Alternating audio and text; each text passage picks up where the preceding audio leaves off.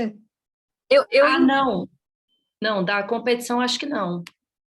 Ah, Eu enviei um e-mail falando que eu tinha interesse em participar como avaliadora, mas ainda seria analisado, né? tá bom. Então, vamos lá.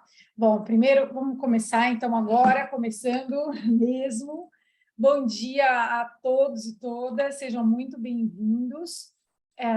Hoje a gente está começando com a nossa primeira sessão em preparação para a competição. A ideia, a proposta desses webinários é trazer, compartilhar com todo mundo, por isso eles estão sendo gravados, vão ficar disponíveis no site, disponibilizar e compartilhar como é a própria missão do DPC dentro do ICFML, compartilhar conhecimento, trocar experiências, trocar ideias. E hoje a gente escolheu esse tema, como elaborar o plano de mediação, exatamente por conta da competição, que é estritamente escrita, né? E hoje a gente tem 1 hora para passar um pouco. Eu recortei, né, algumas ideias para a gente conversar hoje. Não acho que em 1 hora a gente conseguiria dar uma abrangência sobre todo o tema, mas eu fiz um recorte para a gente começar do início. Não tem muito jeito. Vamos lá. A proposta hoje é falar sobre como elaborar um plano de mediação. Muito bem. Aqui uma rápida apresentação minha, mas acho que a gente nem precisa ler tudo. Acho que o ponto mais relevante é que eu sou advogada há 25 anos, eu também sou mediadora e nos últimos 15 anos eu venho me dedicando a estudar advocacia na mediação. Então, advocacia na mediação, na negociação, de que forma utilizar as ferramentas da mediação e da negociação, baseada em interesses, que é a teoria de Harvard, dentro de uma negociação e dentro de uma mediação. Lembrando que a mediação nada mais é que uma negociação assistida por um terceiro imparcial, então você acaba conseguindo usar todas as técnicas da negociação dentro da mediação, né? Então, a proposta é exatamente trazer um pouquinho desse recorte com base na teoria de Harvard para vocês hoje, tá? Vamos só lembrar, vamos fazer aqui alguns lembretes da nossa competição, né? Lembrando que esse webinar é voltado para o pessoal que vai participar, seja para quem deseja participar como avaliador, seja para para os alunos que vão, todos os alunos da graduação de Direito que vão participar. Ela é uma competição estritamente escrita, né? Diferentemente de outros MOOCs, essa competição ela é baseada nos planos de mediação, então ela é uma competição voltada para a advocacia na mediação, né? Então, voltada para a função que o advogado tem dentro da mediação, como assessorar o seu cliente de modo adequado e de modo que ele consiga tirar o melhor proveito da mediação, seja das sessões individuais, as sessões conjuntas. Então, qual é esse papel desse advogado? Lembrando que dentro da mediação, o protagonismo é do cliente. Então, como ser um advogado ter eficiência nessa mediação? Eu gosto muito que o Marcelo Girardi fala sempre uma frase, como ser protagonista dentro do protagonismo do seu cliente. Então, o que você, como advogado, o que cabe a você, como orientar esse cliente, como preparar esse cliente. Então, hoje eu trouxe um pouco da vida real e um pouco da preparação para a mediação. Então, eu tentei quebrar um pouco esse bate-papo nosso hoje nessa linha. Essa mediação, como eu comentei, ela é feita para os alunos apresentarem um plano de mediação, que dentro da competição é chamado de Mediation Memorandum. Esse Mediation Memorandum, o aluno vai fazer em nome do seu cliente, representando o seu cliente, representando os interesses e as necessidades desse cliente. deve ter até, no máximo, 2.500 palavras. Então, o poder de síntese é super importante para esta competição. Lembrando que o aluno pode escolher, dentro desse memorandum, mediation memorandum, ele vai escolher se ele vai fazer um open memo, que é aquele memorando que vai ser compartilhado com o mediador e também com a outra parte. Então, a ideia é que esse plano de mediação ele vai ser aberto tanto para o mediador quanto para a parte, então não vai ter nenhum tema confidencial ali que vai ficar só entre as duas partes. Então, o Open Memo, o plano de mediação é compartilhado com os dois lados, com o outro lado e com o mediador. E o Mixed Memo, ele vai ser, o aluno precisa tomar bastante cuidado na hora de elaborar, porque precisa saber fazer bem esta divisão entre aquilo que vai ser compartilhado apenas com o mediador, que vai ser a parte confidencial, e a parte que pode ser compartilhada com o outro lado, né, com o outro mediano.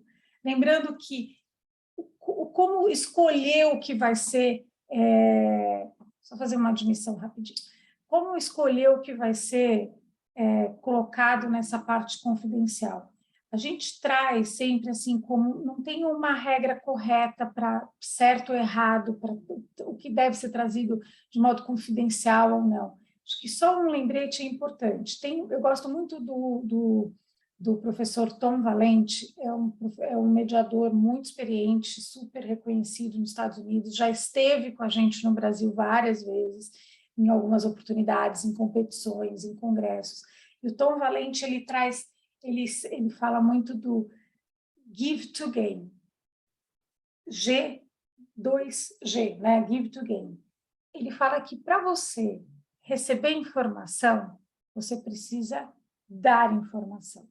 Então, mais do que sabido, que quanto mais informação você traz e compartilha com o mediador ou com outra parte, dependendo da sua estratégia, mas você traz para a mesa mais informação e mais possibilidade você tem de chegar no teu objetivo. Então, o que a gente sempre recomenda é administrar como essa informação vai ser trazida. Mas já está muito claro que quanto mais a gente segura informação, mais dificuldade a gente tem de ver a mediação avançando para o final.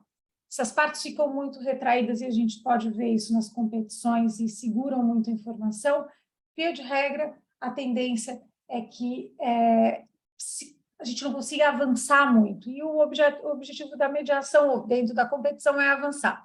Isso quando a gente fala de uma competição voltada para uma sessão, né, para uma sessão de uma competição mesmo, quando a gente simula uma sessão de mediação. Aqui no nosso caso, a gente está um passo antes, que é quando as partes apresentam um plano de mediação como um guia para o mediador e para outra parte também, né? Então, seguindo um pouquinho com a nossa apresentação, acho que a pergunta que vem para a gente é assim, por onde começar, né? Por onde que a gente começa elaborando um plano de mediação? E aí, pessoal, eu não tenho muito boas notícias. Eu tenho para dizer para vocês assim, cada um tem um jeito de fazer, né? Eu acho que não tem certo, não tem errado. Eu tive cuidado de fazer uma boa pesquisa. Eu tenho vários livros de advocacia na mediação. Cada autor, cada estudioso, cada advogado vai ter uma forma de se preparar. Eu acho que a proposta é que os advogados, sejam os estudantes para a competição, sejam os jovens advogados que já estão aí, já começaram a advogar sabendo e com esta nova realidade dos métodos consensuais, né? E seja para aqueles como eu, que já estão há muito tempo advogando, a proposta é escolher e ir aprendendo qual é a sua melhor forma de elaborar esse plano de mediação. O que eu posso dizer é que esse plano de mediação não é nem de perto a cara de uma petição inicial. Isso eu posso dizer tranquilamente. Isso eu digo não para os advogados jovens, que vocês já sabem disso, mas eu digo para os advogados também jovens, mas com uma bagagem de alguns anos, que, na verdade, a gente foi formado, a gente não saiu da faculdade com a cabeça que vocês estão saindo hoje, né, com os métodos consensuais, a gente saiu da faculdade com uma cabeça de litigar, de ser combativo. E tudo que a gente precisa numa mediação é não ser combativo, é defender os interesses do cliente, mas de uma forma colaborativa. Então, por onde começar? Acho que cada um vai ter a sua forma, mas, sem dúvida, um bom plano de mediação, uma boa sessão de mediação, passa pela preparação. Eu gosto, o próprio William Ury fala que é preparar, preparar, preparar. Né? Num dos livros dele, ele traz isso. Tem que passar pela parte da preparação. Como que a gente se prepara para uma sessão, ou para elaborar o plano de mediação para uma sessão de mediação? E aí eu trouxe o meu, vamos dizer, não é um método, porque não tem, não está todo, na verdade está inspirado e baseado no método de Harvard, mas como é que eu faço? Eu criei uma forma minha de fazer, e eu vou tentar hoje compartilhar com vocês por onde começar. Então, a gente começa pelo mapeamento do conflito. Vida real. O que eu faço com o cliente? O que a gente tem que fazer com o cliente? Eu estou trazendo um pouco da vida real e vou falar como que a gente faz para o multi, para essa competição. Então, vida real. A gente faz um mapeamento do conflito, juntamente com o cliente. Claro que a gente vai dividir, vai fazer uma parte sozinho no escritório, uma outra parte com o cliente, mas essa preparação é muito importante. E é importante que se faça com o cliente também. Então, qual que é a ideia? Nessa preparação, a gente vai mapear o conflito, a gente vai ter uma conversa com o cliente, alinhar expectativas realistas, né? O que ele gostaria, o que ele deseja, o que ele precisa, quais são os interesses e o que é possível conseguir ali, né? Lembrando que na mediação você tem um amplo olhar, muito diferente até do processo judicial, em que você vai ter um olhar um pouco mais restrito, o juiz ou o árbitro vai poder dar aquilo que está na norma, que está no contrato, que está na lei. Aqui na mediação a gente pode trazer criatividade e conseguir ampliar a solução trazida para o cliente. Como que esse mapeamento, eu faço uma vez e está resolvido? Não. Eu faço a cada nova etapa da mediação.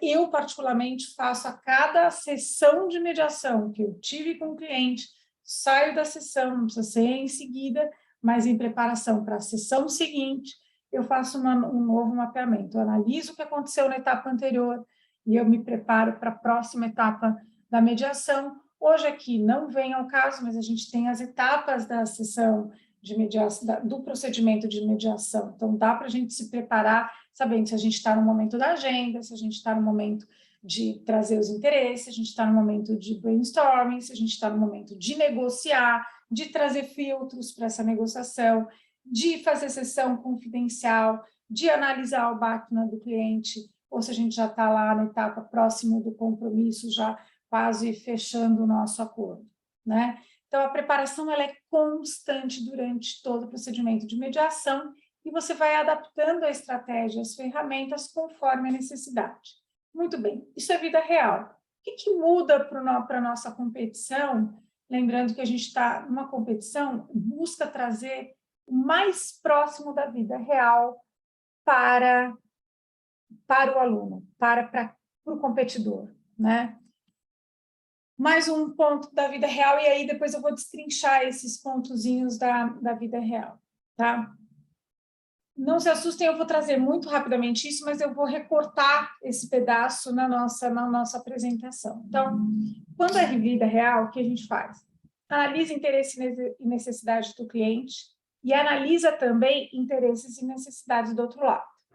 Elabora o maior número possível de soluções para aquele caso, para aquela disputa, que atenda aos interesses do nosso cliente, que esse já vai ter feito análise desses interesses, das necessidades. Como é que faz a análise? Com perguntas abertas, na maioria das vezes, para tentar entender o que esse cliente deseja. Muitas vezes o cliente chega, ele não sabe necessariamente o que ele quer, ele imagina o que ele quer ele acha que está querendo a resolução de um contrato. Eu já tive um caso real que o cliente me chamou para fazer uma legal opinion de como ele rescindia um contrato importante, um contrato continuado, um contrato grande, e ao longo da nossa primeira reunião, com 7 pessoas na mesa, todos do cliente, a gente chegou à conclusão que a última coisa que a gente poderia, naquele caso, era encerrar o contrato, porque se encerrasse o contrato, parava a operação fabril que estava rodando na planta do cliente.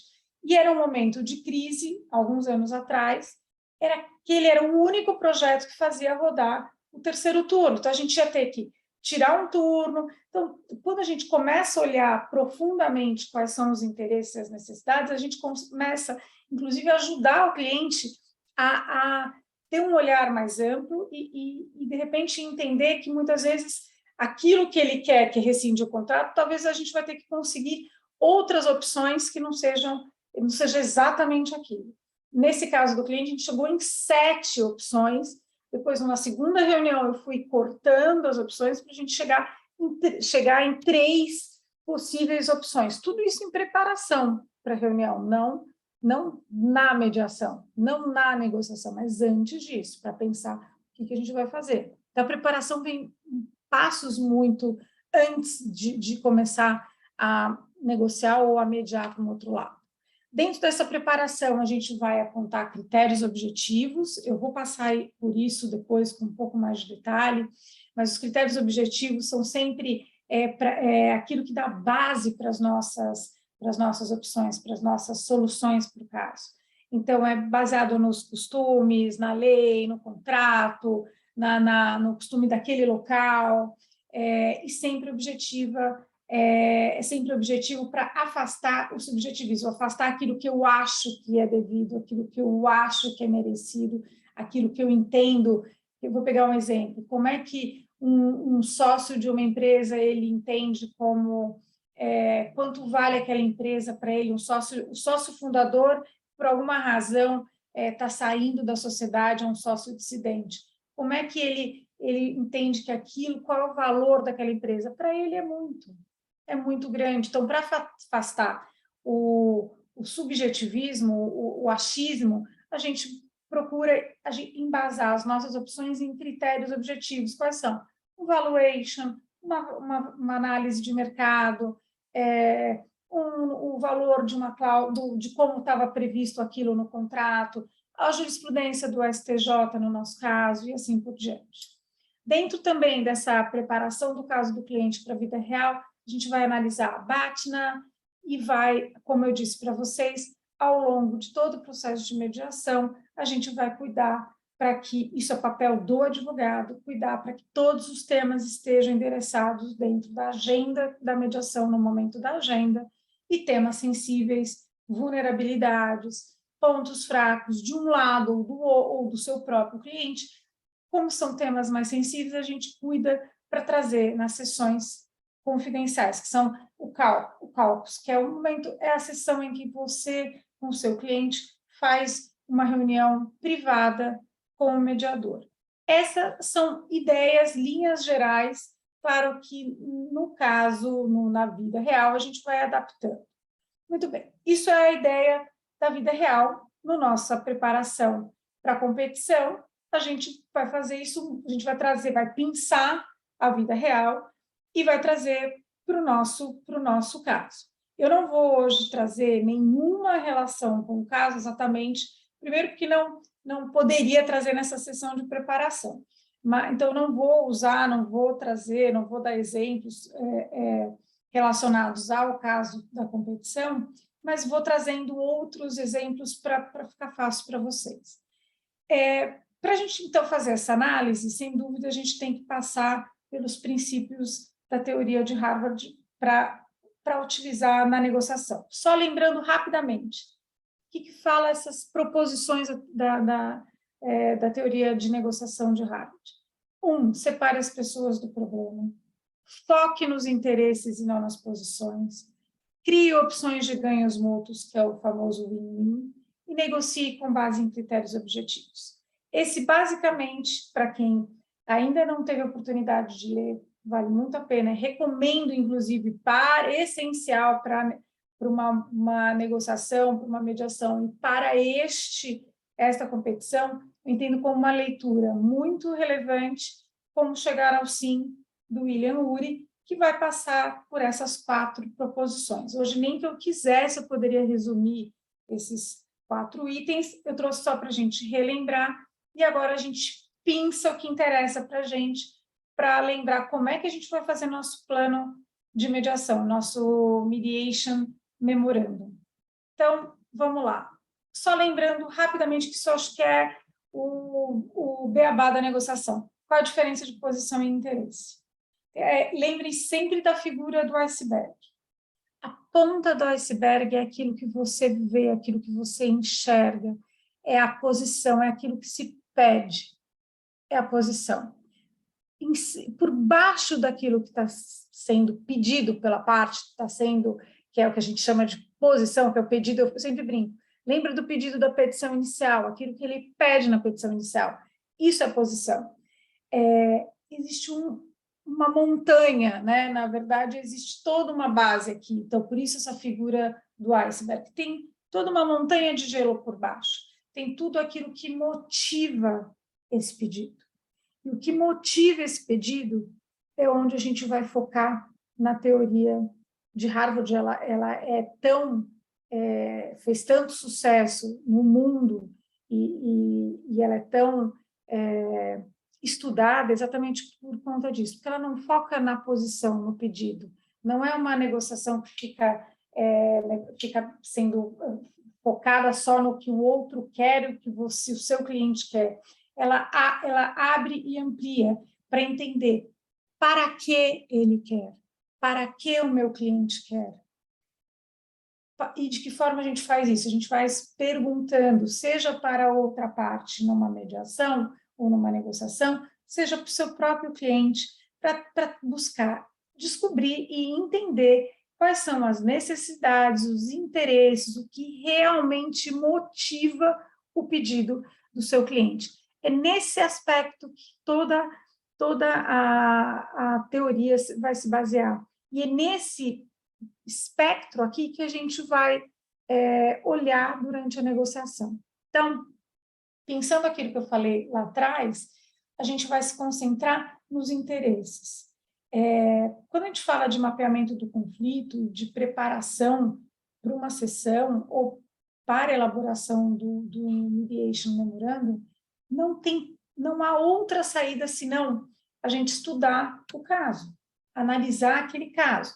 Quando é o cliente da vida real, a gente vai fazer entrevistas, a gente vai conversar. Nesse caso que a gente tem desta competição, vejam que vocês vão ter lá toda uma entrevista feita com o cliente, né? Então, vocês está simulando a nossa reunião com o cliente, né? E nessa entrevista, vocês vão, lendo essa entrevista, analisando, o objetivo é pensar quais são os interesses desse cliente, né?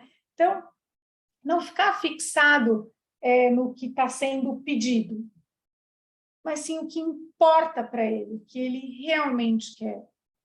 Quais são as motivações, reais motivos, e muitas vezes tem interesses subjacentes, né? O que a gente diz? São aqueles underlying interests, são aqueles interesses que não aparecem na primeira pergunta. Você pergunta para o cliente, você busca entender, mas o que está aparecendo, que está por baixo ali, que tem uma nuvenzinha. Muitas vezes tem questões, muitas vezes não, todas as vezes, a grande maioria das vezes, tem questões emocionais, porque somos pessoas. Então, é interessante quando, às vezes, eu faço algumas conversas com os meus clientes, eles falam, não, aqui eu vou tomar uma daqui, a decisão não tem emoção, uma decisão racional. Na verdade, quem gosta de ler, é só ler um pouco do Daniel Shapiro, Além da Razão.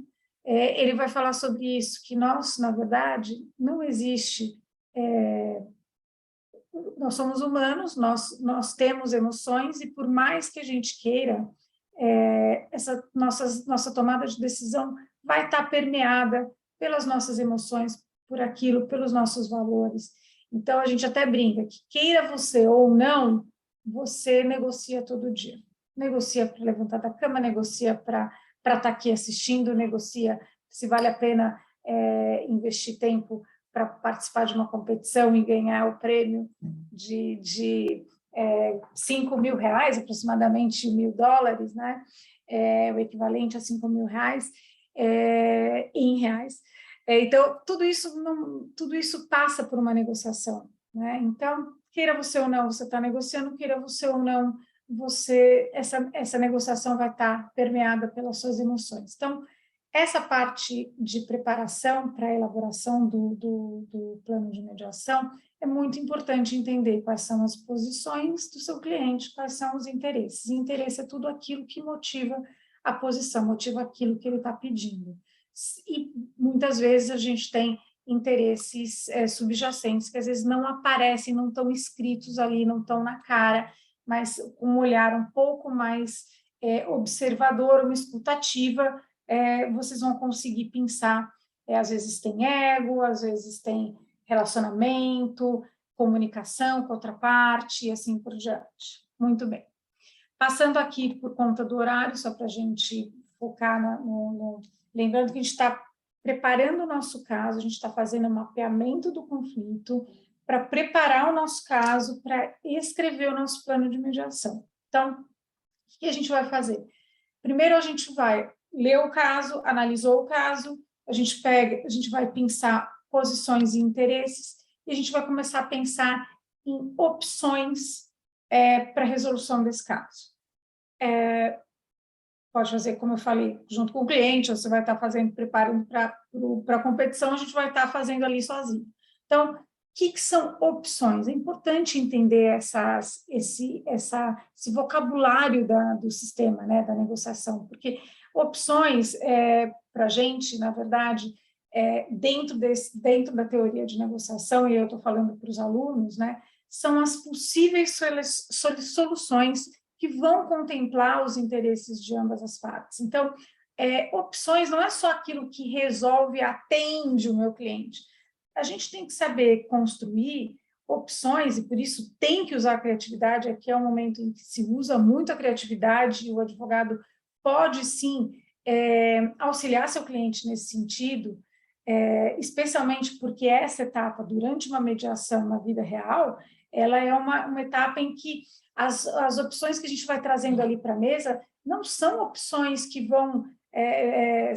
são propostas, elas são opções que não vinculam. Então, a gente deve, sim, orientar o nosso cliente a dizer, bom, pode falar, não tem problema nenhum. Muitas vezes eu até falo, olha, pode trazer, pode parecer bobeira, mas traga essa opção. A gente não sabe o que o outro lado tem de interesse e de motivação. Então, quando a gente está fazendo essa preparação, o importante é pensar no que atende o seu cliente, mas atende também o outro lado. Se você não tiver, lembrando, como é que você vai convencer o outro lado a fazer um acordo com você, a ceder, a fazer concessões, se você não der uma opção que atenda também os interesses dele? Então, uma das ideias que a teoria de Harvard traz é que o problema a ser resolvido para o outro lado, ele também é um problema seu, não é problema do outro lado. O advogado tem que ter um olhar atento ali para o caso para entender que solucionando o problema, separando a pessoa do problema, solucionando o problema com ideias, com soluções, com saídas que atendam o meu cliente, maximizando os interesses do meu cliente, evidentemente, mas que atendam minimamente, adequadamente o outro lado, só assim que eu vou chegar num possível acordo. Se eu não atender nada do outro lado, por que razão ele vai conceder e fazer alguma concessão para mim? Muito difícil isso, né? E aí entra um ponto bem importante, que eu vou depois eu volto para o critério objetivo, mas entra um ponto bem importante que na preparação para a elaboração do plano de mediação ou para uma sessão de mediação, quando você está fazendo essa sua preparação, esse mapeamento do conflito, é muito importante entender o BATNA do seu cliente e o BATNA da outra parte. E eu volto de novo para o livro do William Ury, que é o Como Chegar ao Sim. O que é BATNA? Best Alternative to a Negotiated Agreement.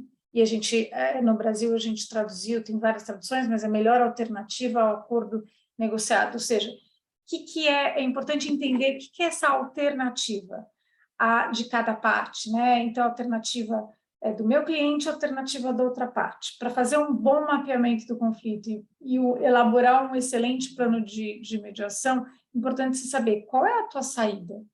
E o BATNA é interessante. O BATNA não é qualquer saída, é a saída que o meu cliente tem que independe do outro lado, independe da outra parte, independe de concessão da outra parte.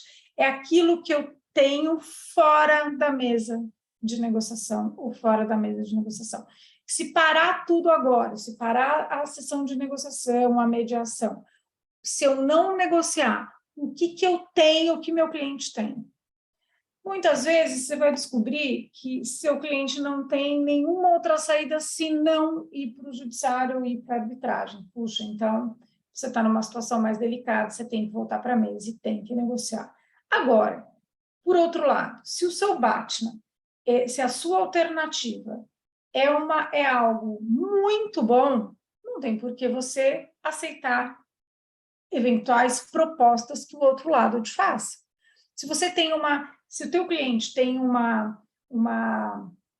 pegar um exemplo, vamos dizer que o cliente tem a possibilidade de acionar um seguro para receber um valor X da seguradora, independentemente do acordo que ele vai fazer com a outra parte.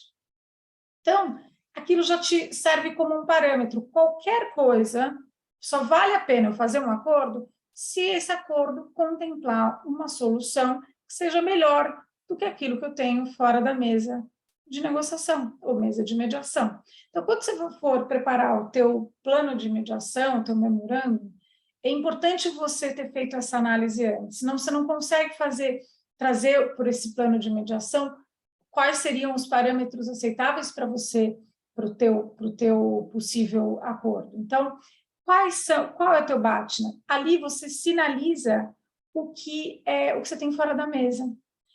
A escolha vai ser sua, se você vai sinalizar compartilhando essa informação com o outro lado ou não. Muitas vezes, e aí é uma escolha de caso para caso, porque muitas vezes o outro lado sabe o que você tem. Então, e muitas vezes também, às vezes é importante dizer o que você tem. Né? Olha, eu tenho aqui a possibilidade de entrar com essa ação, eu não tenho problema em esperar todo esse tempo, eu tenho dinheiro para fazer, para custear tudo na vida real, né? Para custear essa ação, tenho tempo, eu não preciso disso, eu preciso daquilo, enfim. Muitas vezes, via de regra, o BATNA, a gente cuida dele, conversa sobre ele com o mediador em sessões privadas, porque são temas sensíveis. Não só o meu BATNA, o do meu cliente, mas muitas vezes o BATNA da outra parte. Porque o BATNA da outra parte, você também, no momento de se preparar para elaborar o plano de mediação, para entrar na mediação, no momento do mapeamento do conflito, você tem que saber qual seria o BATNA da outra parte. E você vai me perguntar, poxa, Patrícia, mas eu não sei. Tudo bem, você não sabe, mas é isso que você tem que fazer. Você tem que sentar e fazer a análise do que possivelmente será o interesse da outra parte, o que motiva a outra parte, quais seriam as opções que a outra parte teria, o que será que ela quer, qual é a alternativa que a outra parte tem para fazer com que ela fique na mesa. Então, toda essa análise é importante você fazer da sua parte e da outra parte. Depois eu vou trazer no final uma dica de como eu faço isso, tá? E só para voltar rapidinho, para a gente não esquecer, quando a gente está trabalhando em opções, né, em soluções que vão atender o meu cliente ou outra parte, usem sempre os critérios objetivos que eu falei lá no comecinho. Ele afasta o subjetivismo, né? Então, use o critério que o contrato te dá para o pagamento da multa, use o critério que a lei te dá para uma avaliação de empresa, que a jurisprudência do STJ entende, os costumes locais, use critérios. Traga um avaliador, um perito na vida real para fazer um assistente técnico para fazer uma avaliação de uma empresa quando está numa discussão, num dissenso entre sócios.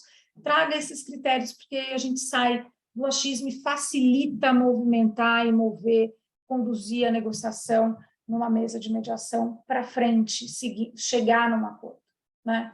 Então, para a nossa preparação, depois dessa pincelada que eu dei, que é meio que o resumo tentando resumir aí o livro do William Ury, do Como Chegar ao Sim. A gente vai pegar o nosso problema da competição, nosso caso, vai fazer a leitura desse caso e vai separar, aí cada um tem um jeito de fazer, eu vou mostrar para vocês um pouco do como eu faço, vai pensar posição e interesses do cliente da outra parte, opções de ganhos mútuos, alternativas de cada parte e critérios objetivos. Como eu faço isso? Eu criei a minha tabelinha. Claro que Harvard tem uma tabela super bacana quando a gente vai para lá.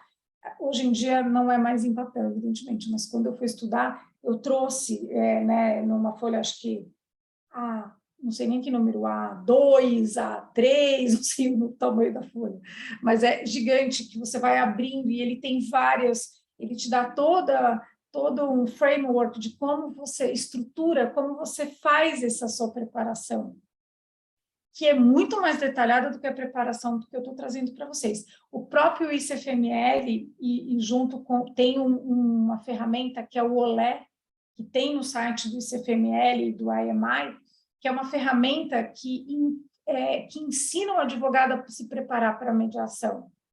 E também pode ser utilizada para preparação para negociação.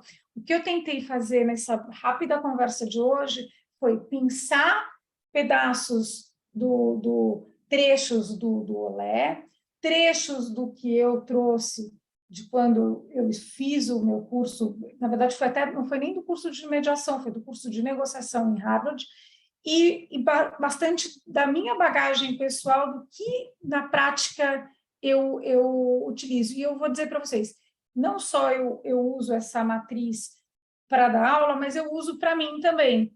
Eu uso na vida real. Então, eu faço uma tabelinha, cada um faz do seu jeito, identifico a posição de cada parte, o que cada parte está pedindo, o que meu cliente está pedindo, o que o outro lado está pedindo. Depois eu identifico quais são os interesses, o que motiva meu cliente a pedir, quais são as necessidades, o que motiva o outro lado, o que eu imagino que deve estar motivando o outro lado. Muitas vezes, num problema da competição, isso é falado, isso está escrito. Outras vezes, não, vocês vão ter que imaginar, então vai ter que ter criatividade. Crio opções para o meu cliente, é tudo que atenda.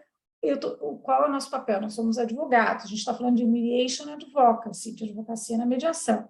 A gente tem que maximizar os ganhos do nosso cliente. Nós somos contratados para isso, preparados para isso. Então, a gente tem que maximizar os ganhos do nosso cliente. Então, quais são as soluções que atendem o máximo possível do que meu cliente quer? Talvez não seja 100%, mas o objetivo é esse, é 100%. Né? Mas, quando eu atendo 100% do meu cliente, quer dizer que eu não vou conseguir atender o do outro lado? Não, consegue sim. Com bastante criatividade, entendendo os interesses, o que motiva o outro lado a pedir determinada coisa, você consegue atender os interesses do outro lado, sim. E aí é uma questão de conversar com o seu cliente e ver o que também ele está disposto a conceder. Nas competições, muitas vezes o problema traz algumas ideias, né, do que o teu cliente está disposto a conceder. E este é o gancho para a gente trabalhar as opções win-win. Se ela não atender um lado e o outro, ela não pode ser entendida como uma opção, ela tem que atender os dois lados, né? A próxima etapa são os critérios objetivos, que eu já falei bastante, que é para basilar isso, né? E identificar as alternativas, os nossos pontos vulneráveis, tem gente que fala muito no mapeamento do conflito, de fazer uma análise SWOT, é bacana também, nada mais é do que uma análise SWOT de forças e fraquezas, possibilidades e ameaças, né? Então, cada um, por isso que eu comecei dizendo, não tem uma receita, cada um vai fazer de um jeito. Então, até eu achei desafiador fazer uma aula sobre como elaborar um plano de mediação, sem passar uma ideia de que, olha, esse é o jeito certo. Não, não é o jeito, não tem jeito certo ou errado. Acho que tem um jeito de você, se você estiver bem preparado, por isso que eu quis focar hoje na preparação, para você poder elaborar o teu memorando. né? Então, aqui a gente tem de novo as alternativas, e aí a dica que eu vou deixar para vocês, e aí a gente vai repassar um pouquinho disso tudo, como é que eu vou elaborar? Achei difícil a gente vai ter mais sessões preparatórias, né? A gente tem mais 2 sessões, né, Renata? A gente vai ter mais 2 sessões preparatórias, né? Isso, então a gente vai ter uma no dia 4/8 com a fera do Alexandre Simões, que vai ser sensacional. O Alexandre é super fera nisso, e foi realmente feito esse convite a ele para que ele pudesse compartilhar. Ele é um excelente professor, mediador, advogado, árbitro, então ele vai trazer, tenho certeza que ele vai trazer um olhar complementar para esse, conhecendo um pouco, bastante aí o Alê, ele vai trazer um olhar complementar para esta preparação. Então, eu quis focar, como essa primeira sessão, eu quis focar na preparação, em mapear o conflito, em analisar, pensar com base nos princípios da teoria de Harvard, pensar o que é importante para estar no nosso plano, na nossa análise do caso, e uma vez o caso analisado, você entendendo o que se pede, o que motiva o pedido, quais são as possíveis soluções, o que a gente tem fora da mesa e o que a outra parte tem fora da mesa, e os critérios para isso, essa está pronta a tua análise. Acabou. Está pronta a tua análise, aí é sentar e redigir. Para redigir, o que a gente vai ter que olhar e ter cuidado? E aí, claro, cada um vai ter seu estilo e sua forma. O que eu vou trazer para vocês é um pouco dos e don'ts, faz ou não faz, né? E aí a escolha de cada um de vocês na vida real. Muitas vezes a gente tem sim que apresentar um memorando para o mediador, e principalmente em casos empresariais, em casos comerciais, a gente apresenta sim. Eu, quando atuo como mediador, eu sempre peço para que as partes elaborem um documento, e eu sempre brinco, não é uma petição inicial, advogados, por favor, peço para que os clientes elaborem, os advogados auxiliem na elaboração. Eu gosto que o cliente participe desta elaboração, porque senão vai vir o desejo do advogado, e eu quero entender qual é aquele documento. Para mim, como mediador, é um parâmetro que eu vou ter para guiar a mediação. E eu gosto, sim, que as partes tragam para mim aquilo que é pontos confidenciais, mas isso é uma escolha pessoal. Aqui na competição, para a competição, vocês têm, não muda nada. Se quiserem fazer uma questão de estratégia, ou o Open Memo, que é aberto tudo para os dois lados, para a outra parte, para o mediador, ou o Mixed Memo, que vai ser uma parte aberta para o outro mediando e para o mediador, e uma parte só destinada ali de modo confidencial para o mediador. Eu disse que, particularmente, dependendo do caso e da estratégia, eu acho que tem temas sensíveis que dizem que dão mais um encaminhamento que vale a pena ser trazido com o mediador, até porque o mediador está ali para te ajudar a parte, como trazer para a mesa algumas questões, mas isso vai ser muito da estratégia, depende do caso. Para a elaboração do documento, sabendo que a gente tem 2.500 palavras, e aí não estou aqui, quem sou eu para ensinar alguém como redigir, muito pelo contrário. Mas eu acho que os próprios critérios da avaliação, eles dão para vocês que vão participar, sejam como avaliadores ou como competidores, eles já dão todo o teu caminho das pedras. Feita essa análise do caso e estudando os critérios da avaliação, e aí não por acaso eu pensei exatamente um slide que estava no nosso primeiro webinar, que falava sobre as regras da competição. Esse é o slide que fala dos critérios de avaliação. Então, vamos lá, vamos repassar rapidamente, porque a gente está chegando na nossa etapa final, tá? Então, como eu disse inicialmente, não tenho um segredo, não tenho a receita do bolo perfeito, eu tenho algumas dicas e algumas ideias de como vocês podem se preparar para fazer um bolo perfeito. Eu tenho certeza que o bolo vai sair perfeito, sim. Muito gostoso, acho que não tem certo e errado. Vamos lá.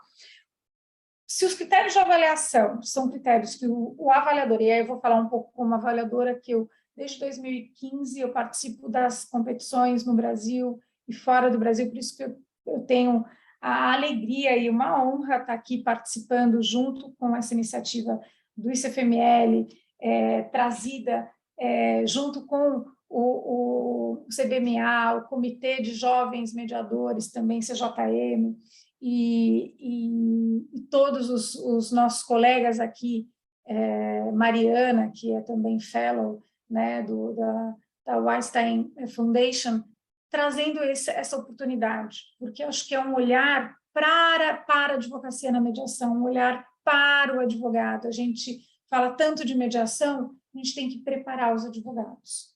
Os advogados já estão sendo preparados, mas ainda a gente tem muito espaço, muito espaço para melhoria. Então, vamos lá.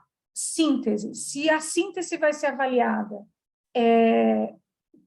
o que a gente vai fazer ao elaborar o nosso memorando? A gente vai cuidar para que todas aquelas 16 páginas do caso que os fatos estejam muito bem sintetizados aqui, então o poder de síntese vai ser levado em consideração. Dica: escreva, durma, no outro dia leia de novo e reescreva. Assim você consegue ir trabalhando esse poder de síntese. Isso foi uma dica uma vez que eu recebi de um jornalista. Toda vez que você tiver uma matéria, um artigo para entregar, ou uma matéria, enfim, ou uma preparação, uma elaboração de um documento, releia no dia seguinte, e aí você vai tirar todas as palavras que estão sobrando ali, entregue a essência dos fatos.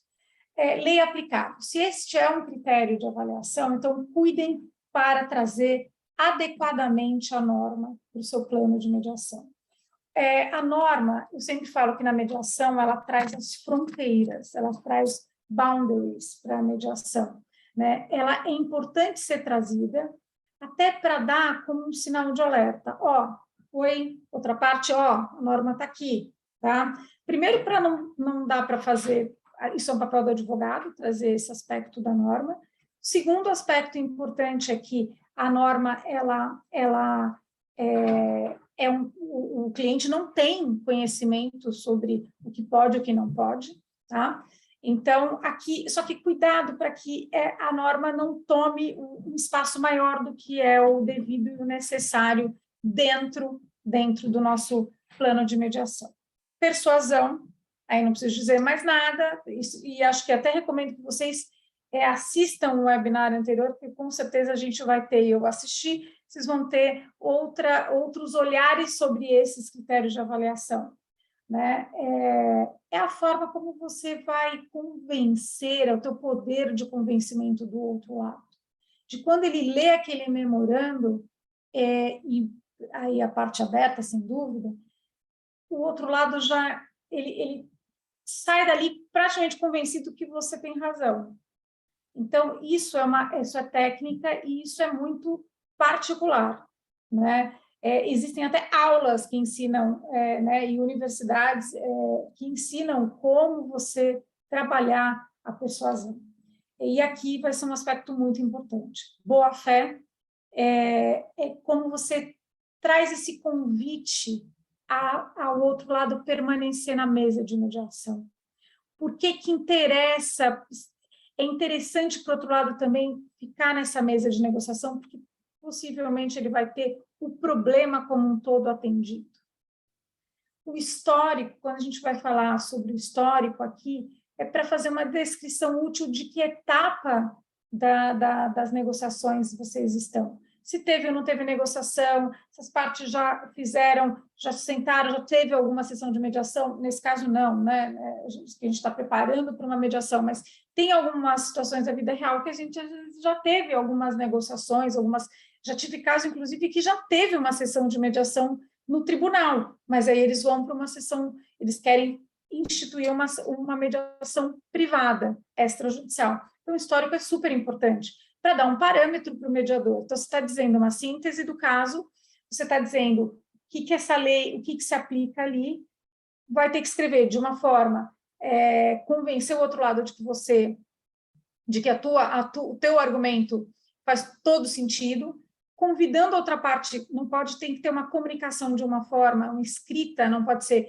combativa a ponto da outra parte querer se defender, querer apresentar uma contestação. Você tem que ter uma forma de escrever, uma comunicação muito adequada no plano de mediação. Isso também não quer dizer que a gente tenha que ser bonzinho no plano de mediação, a gente tem que ser assertivo. O histórico das negociações e uma avaliação realista dos obstáculos do acordo. E aí entra um pouco da estratégia, vale a pena ou não? O que eu compartilho? Eu compartilho, vou trazer esses obstáculos ao acordo, o que aconteceu, por que parou, por que travou, onde está o nosso gargalo. Então, a gente diria, quais são os bottlenecks desse caso? Onde que está travando? Né? O que está impedindo essa realização do acordo? A estratégia também vai ser avaliada, porque a forma como você vai colocar isso no teu memorando vai ser avaliado. Na verdade, o teu memorando é um guia para o mediador. Né? Tá aqui num dos... esse item mesmo. Na verdade, é a forma como você propõe para orientar o mediador na abordagem. Então, assim, isso é um dos pontos extremamente importantes do plano de mediação. Qual abordagem que importa, segundo a sua visão, trazer para que aquela mediação avance, para que aquela negociação siga em frente. Então, essa parte da estratégia, aqui você vai, em algum momento do seu plano de mediação, eu entendo que é importante você fazer a escolha, de novo, se você vai abrir tudo para o outro lado, se você vai abrir apenas partes, e aí vai depender do caso concreto, mas a forma como você propõe trazer o andamento da mediação é muito importante. Qual é a sua visão sobre aquilo? Separar, se o seu memo for aquele que é o mixed, que vai dividir em parte confidencial ou não, é importante você deixar isso bem claro no momento da elaboração do memo e, evidentemente, ter uma escrita adequada, compatível, para que seja bem interpretada, analisada. Então, com base nessas ideias, então, para fechar um pouco nosso bate-papo, para não estourar o nosso prazo, tenho 3 minutos. Qual foi a proposta hoje? Preparar vocês no primeiro passo de uma competição, que é a leitura do caso, analisar o caso e fazer um mapeamento do conflito. Como que eu vou mapear o conflito? Tudo aquilo que a gente já conversou hoje. Pensando com base na teoria, nos princípios da teoria de Harvard, pensando posição, interesse, critério objetivo, alternativo. Eu dei a sugestão daquele meu template, essa apresentação, ela vai estar disponível no site a partir do dia 5 de agosto. 5, 6 de agosto, por aí, ela já vai estar disponível. Mas isso vocês têm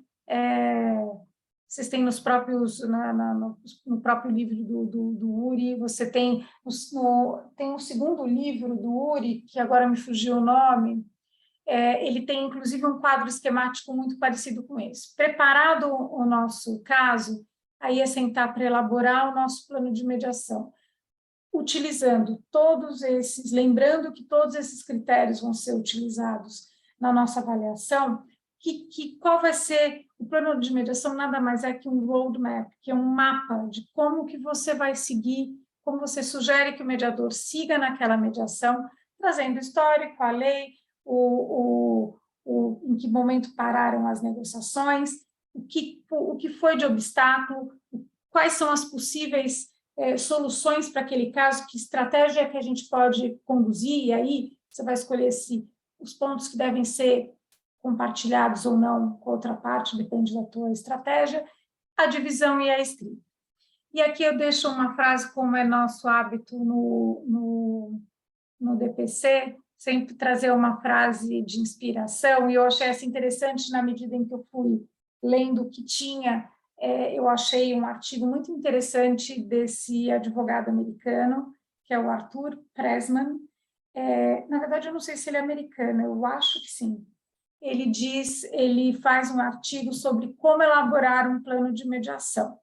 E ele, numa das partes desse artigo, evidentemente, ele se inspirou no Pequeno Príncipe, né? E ele fala que a goal without a plan is just a wish in mediation. Então, ter um objetivo sem ter um plano é simplesmente um desejo. E esta a proposta. Toda essa competição ela é voltada para que o aluno, na verdade, ou o competidor, se dedique a entender o caso, estudar o caso, fazer uma avaliação do caso. E a ideia de hoje que eu quis trazer, espero que tenha, nesse pouco espaço de tempo que a gente tenha sido objetivo e tenha trazido pelo menos algumas dicas para vocês, de qual é o primeiro passo para elaborar o plano de mediação, fazendo um mapeamento do conflito. Aí vai ficar fácil para vocês sentarem e organizarem as ideias dentro da proposta da competição. Se vocês tiverem alguma dúvida, estou à disposição. E fica aqui a minha dica. Good luck and have fun. Se não for para se divertir, tem que sempre se divertir, né? Tem que sempre tirar o melhor dessa competição. A gente vai ter ainda outros eventos. Aproveitem para fazer networking. Eu sei que a gente está no momento ainda online, híbrido, a gente vai ter um momento de encontro, vai ter a data da premiação, vão ter outros eventos, então aproveitem para trocar experiências, aprendizado, relacionamento, e é isso. Obrigada. 10h01 em ponto. Patrícia, eu aqui em nome do ICFML, né, em nome da Mariana Souza também, Fellow Lowenstein, queria agradecer a sua disponibilidade para esse webinar, foi uma excelente aula, acho que o recado está dado, né, a gente ainda vai ter mais 2 momentos aí de ajuda, aí de auxílio aos alunos e competidores, né, o próximo agora com Alexandre Simões, como você falou, na quinta-feira, agora dia 4, e, enfim... Mas acho que hoje você já cumpriu a meta super bem. Do primeiro passo. Super bem, foi ótimo. E esse recado final aí, have fun, para mim é fundamental. Né? As competições servem muito para isso. A gente aprende muito como avaliador, os alunos e competidores aprendem muito participando, mas acho que todo mundo tem que ser feliz. Né? Exatamente. Tem que ser bom para todo mundo. E essa competição, ela de fato é inédita no Brasil. E acho que vai ser o começo aí, a primeira vez, mas se Deus quiser, a gente vai trazer isso no próximo ano também, e vai ser muito bom. Enfim, queria agradecer mais uma vez a você, que estavam aqui, né, que participaram.